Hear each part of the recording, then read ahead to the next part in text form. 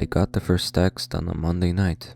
I'd fallen asleep watching some random show I didn't really care about, that I really only had on for the background noise so I could fall asleep, when my phone suddenly dinged with a text message. Grimacing, I fumbled around the sofa until I found my phone and unlocked the screen. "Did you see me?" I stared at the text, my groggy brain caught between annoyance and mild interest. The number wasn't someone I had in contacts or recognized, so I figured it was either a mistext or a scam. Normally I would have just deleted it, but I was just sleepy enough to not be thinking entirely straight. Instead of ignoring the message or erasing it, I typed a one-word response. "Nope." I didn't think about the message until I looked at my phone the next morning. Brushing my teeth, I rolled my eyes at how dumb I'd been. I was probably on the radar of some fishing dick now, and I could look forward to getting bombarded with more messages until I blocked all their numbers. But maybe it has really just been an honest mistake. Somebody meeting a friend that hit a 7 when they meant to hit a 4. Hopefully they found who they were looking for and left me out of it. I was leaving a meeting that afternoon when my phone buzzed in my pocket. "Do you see me?" Anger flushed my face as I stabbed the delete icon on the screen. Fuckers. I knew it would be something like that. Stuffing my phone back into my pocket, I went back to my office. 20 minutes later, my phone buzzed again. "Do you see me?" Cursing under my breath, I pulled up the menu to block the number and then deleted the message again. 5 minutes later, I got a new text with the same question.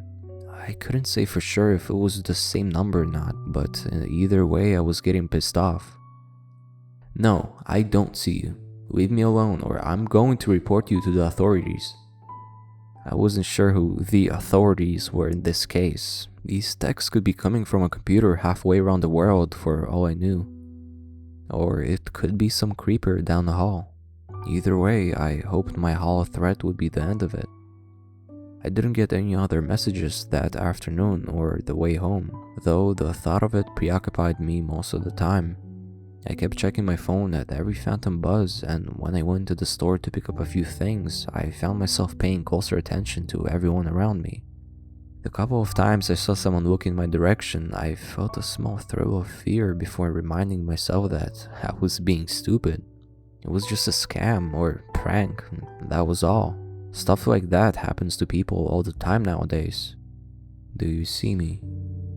I'd left my phone in the bedroom when I got home, forcing myself not to check it until I got ready for bed.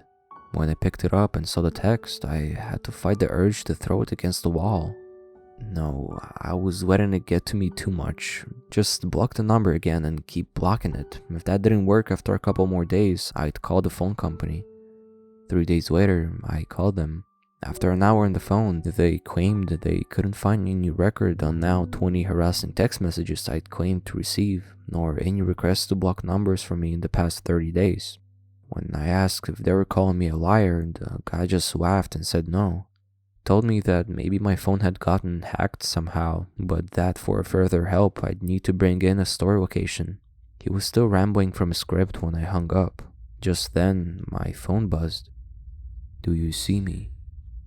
I did throw my phone now, feeling some satisfaction as I heard it crunch against the far wall of the living room and watched it bounce off behind the sofa. I was done with that phone and that carrier. Fuck them, I'd go get a new phone tomorrow and start fresh. The idea of a clean slate with a new number and phone calmed me, and as I calmed down, I started feeling guilty for throwing the phone in the first place. I could have gotten my old stuff of it, and I sold the phone to help pay for the new one. Now it might be busted to hell, and it looked like I left a big mark on the wallpaper. It was overly busy with birds and flowers, and I'd thought of replacing it since buying the house 2 years ago, but I still didn't need to be losing my breath caught as I saw motion on the far wall. 2 feet up and a few feet over from where I'd scuffed the wallpaper, I saw something shining from within the dark red breast of a swooping pheasant. 2 somethings, actually. Heart thudding, I stood up and stepped forward for a closer look. It was a pair of eyes. Staring out at me from behind the wall, glistening with tears, the eyes met mine with a kind of desperate pleading as my phone buzzed again. "Do you see me?" I was shaking as I met the eyes again and gave a small nod. The floor creaked behind me and then a rag was on my face as I was pulled backward to the floor. No, I had to get away. I had to find a way to... I woke up in a cocoon, my body trapped in a tight-fitting sheath of foam that allowed just enough room to breathe in and out of my nose. My mouth was sealed tight with something, and I didn't have enough space to even try to force my mouth open to breathe or scream.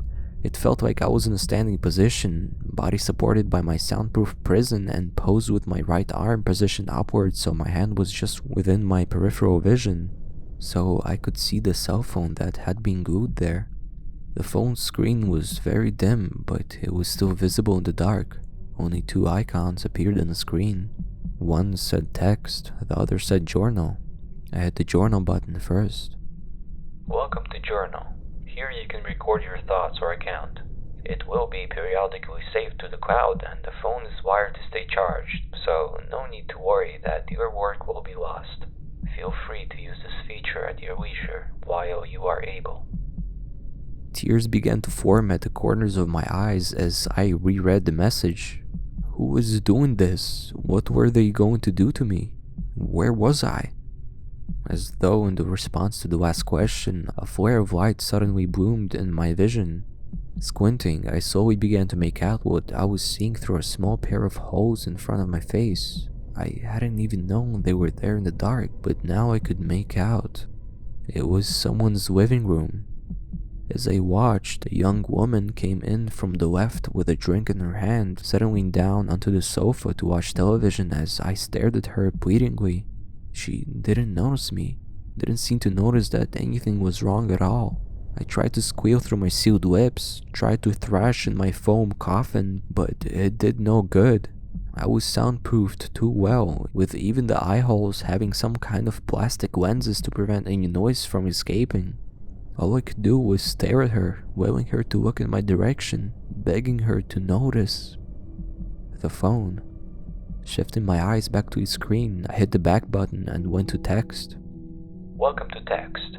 A variable refresh timer is in place to prevent unsightly text spamming, but otherwise, enjoy.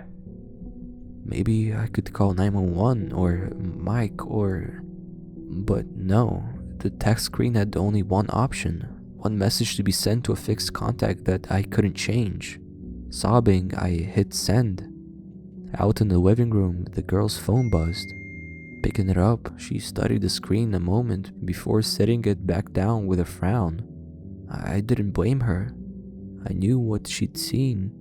A message sent from a person she didn't know and a phone she didn't recognize. The same phone that was stuck in my hand. Just a single line of text that meant nothing to her and everything to me. Do you see me?